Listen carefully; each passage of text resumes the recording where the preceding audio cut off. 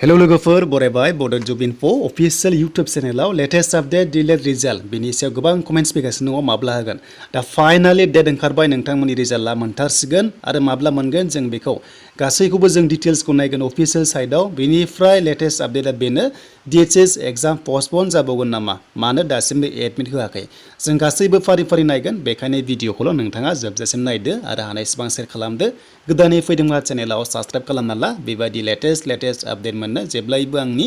बड' job info official YouTube चेनेलाव दा गोबाव खालामनाया लोगोफोर जों थांनि फै बे जाबाय एन्ट्रेन्स एग्जामनि रिजाल्टआ माब्ला मोनगोन डिलेटआ अके स' बिदिब्ला जों थांनि अफिशियेल साइटआव देन अफिशियेल साइटआव फैनाय लोगो लोगो जोंहा रिजाल्ट डेट ओंखारबाय जायनोखि नोंथांमोना एन्ट्रेन्स एग्जाम होदोंमोन नोंथांमोना सिरियाल नाम्बार 6 आव नाय आरो बे रिजाल्टखौ नोंथांमोना मोनगोन बेनो जाबाय जुलाइनि 6 आव अके स' नोंथांमोना जुलाइनि 6 आव रिजाल्ट मोनगोन आरो बे पास जानाय लोगो लोगो एडमिसन मोननाय जासिगोन 2 इयार्स नोंथांमोना जेब्ला डिलेट जोबगोन अब्ला टेट एग्जाम होनो हासिगोन जेब्ला टेट एग्जाम कन्डाक्ट जागोन अब्ला स' नोंथांमोना पास जानाय लोगो लोगो साफा एलपि टिचार बा नोंथांमोना इउपि टिचार जायनो हासिगोन बेनो जाबाय एन्ट्रेन्स एग्जाम रिजाल्टआ पास जानाय लोगो लोगोनो नोंथांमोनाहाय एडमिसन लानो हासिगोन आरो लोगोसे नोंथांमोना टेट नोंथांमोना एग्जामखौ होनो हागोन जेब्ला पास आउट जायो स' मिथिबायना लोगोफोर बे जाबाय नोंथांमोना गोबां कमेन्ट्स खालामदोंमोन जे रिजाल्ट माब्ला मोनगोन दा फाइनालि नोंथांमोननि डेटआ बेयाव फिक्स जाबाय आरो बेनो जाबाय 6 जुलाइ